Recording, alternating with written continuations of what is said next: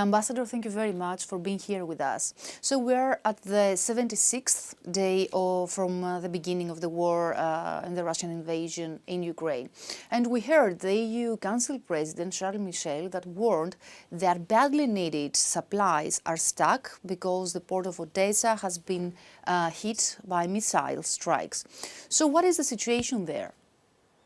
Look, definitely on the south of our country we have huge concentration of Russian forces, and there are constant attempts to attack from the sea. There are constant shellings by missiles. Also, you definitely heard about battles around Zmeiny Island, which Russian forces try to use also as a base. And definitely the main problem regarding the issue of exportable goods is that the Ukrainian ports are blocked by Russian Navy. So on one hand, we cannot bring the goods out of Ukraine through the sea, and at the same time they are shelling, as you rightly mentioned. And what about Mariupol? Mariupol, yes, it's under the siege, and definitely there is some progress with evacuation of civilians.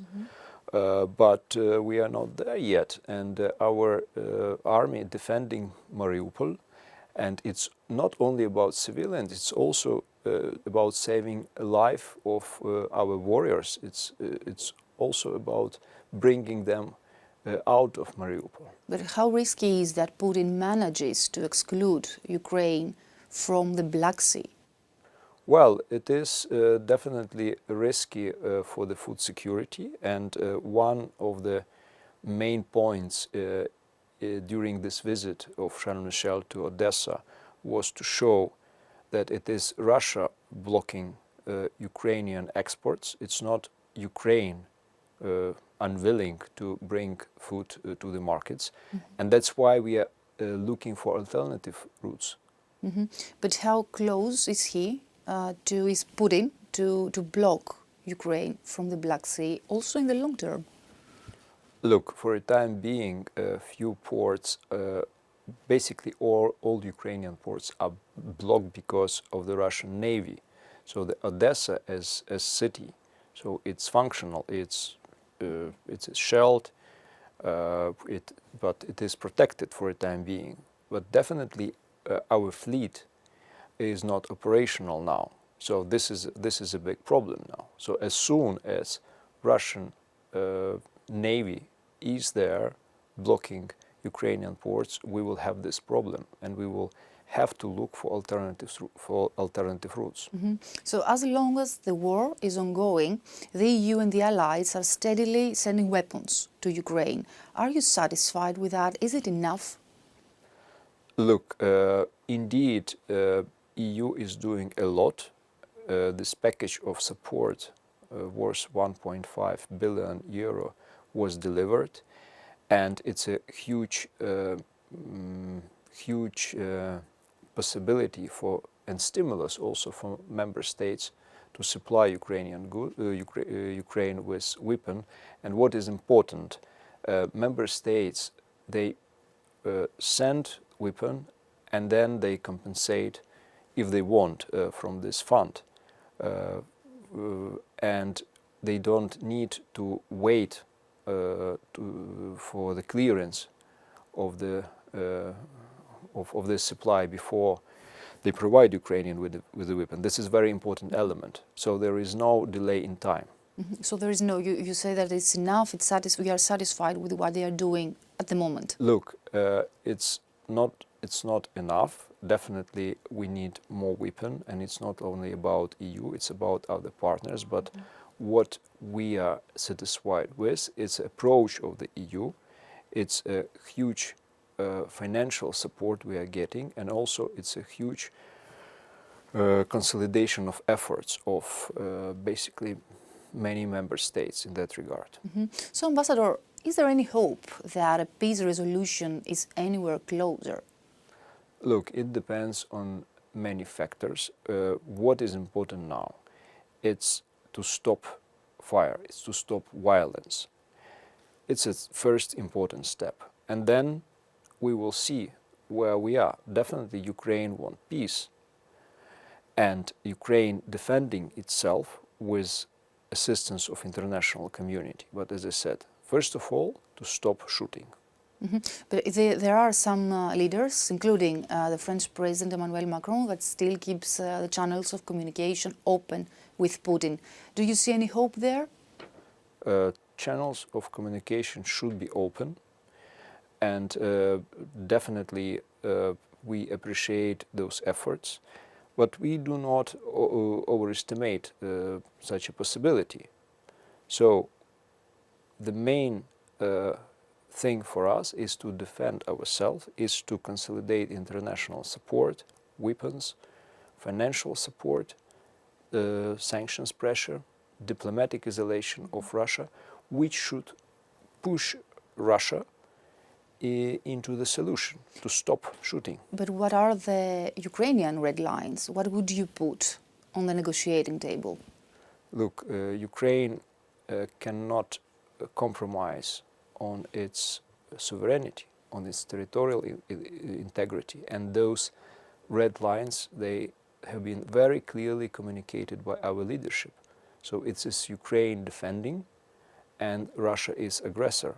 So it is for aggressor to stop, and if they have any concerns, any ideas, if they want any guarantees, so there are relevant fora for discussions and relevant channels for communication. So first stop the war and then you go to negotiations, that's what we're saying. So the consultations process is going on, but definitely our priority is to stop shooting. Here in Brussels now, there is a sixth package of EU sanctions, including an oil embargo, but we still see that the EU cannot adapt it because there are countries, including Hungary and Slovakia, that are still resisting on it. Are you disappointed with them? Yes, we are, because it's about our common fight, common, I mean Ukraine, European Union and other partners against dictatorship, against aggressor. And we think that this solidarity, which is pronounced, which is declared, should be converted into action.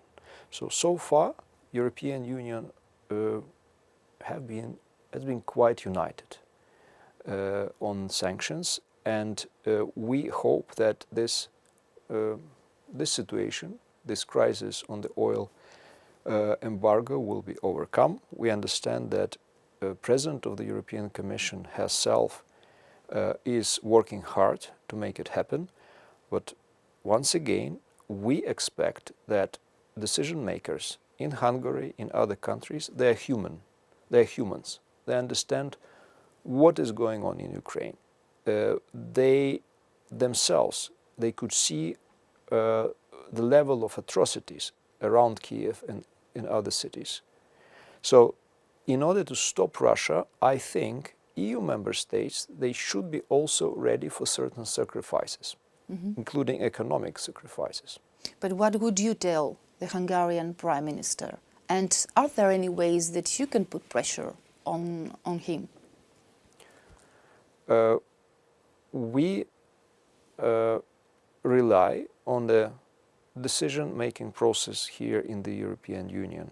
And we are talking about sixth package of EU sanctions against Russia. We provide all necessary information our partners, including Hungarians, about technical possibilities.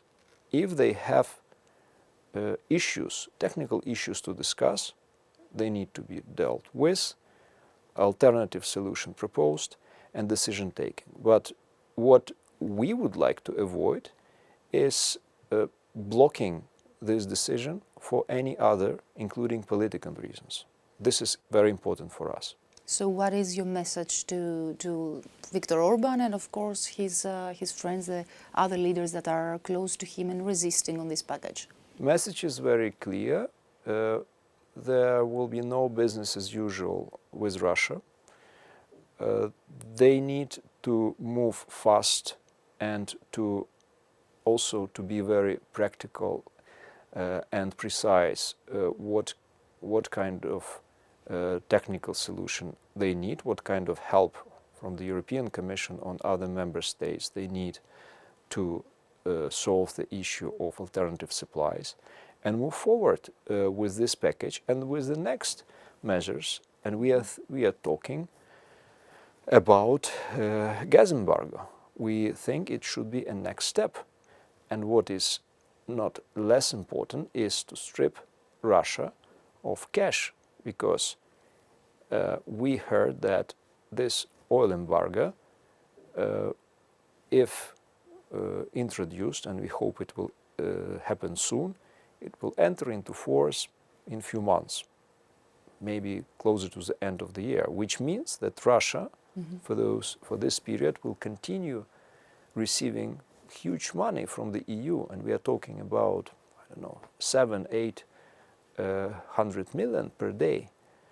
So we need to, together with the EU and other partners, the United States, to introduce an instrument, escrow account. There are other solutions flagged to solve this problem.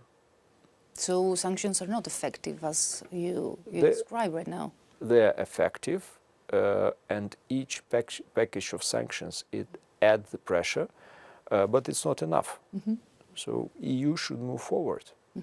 So when it comes to your country's aspirations to join the EU, we know that you already handed over the questionnaire requested by the EU Commission, the EU Council, and you follow the process. But we heard also the French President, Emmanuel Macron, who spoke more about a political community, an EU community close for the countries that are close to the EU rather than a full membership. So what do you think about it? Look, first of all, yesterday President Zelensky, he delivered the second part of Ukrainian answers to the questionnaire, which means that European Commission can go ahead with its assessment. And we hope that it will be presented to the member states soon, here in the beginning of June.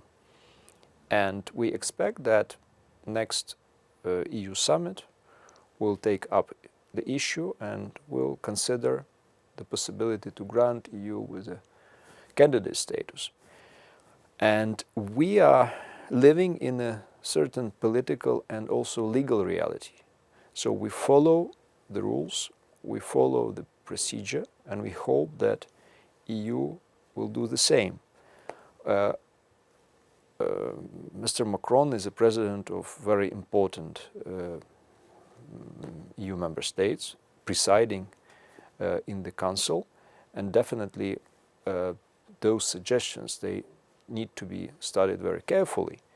And we understand that there are some outstanding issues in the decision-making process. It could be improved and so on and so forth. But what we need now is granting Ukraine candidate status, because for us it's an existential issue, because Russian Federation question the right of Ukrainian people to exist, right of Ukrainian state to exist. So granting the status for our army, for our people, will give very serious moral and psychological boost. It's a kind of recognition of Ukraine as a European country in one family of other European states, and that we are together. It's a symbolic gesture. It's very important political decision which we expect the Union to take. When we are talking about entry to the European Union, we understand that it's merit-based process, and we are ready for that. It can take many, many years, even a decade, even more than a decade, as we've seen in the past. Are you ready? Is your country ready to follow this path? Or you expect something to happen much earlier than before? I hate to speculate about time, because nobody would expect that Ukraine could sustain this tremendous pressure by Russia. And I'm just wondering how many member states now would be able to sustain this pressure. And I don't mean just their capability of their armies. I mean institutional capacity. Whether their banking system, whether financial system, social systems, transport system would continue operate under such a circumstances. So it is a sign also of our maturity as a country, as a society, to withstand pressure, to learn fast, to adapt. And I'm sure that we are fast learners. We can move forward. Okay. Ambassador, thank you very much for your time and this great interview. Thank you very much.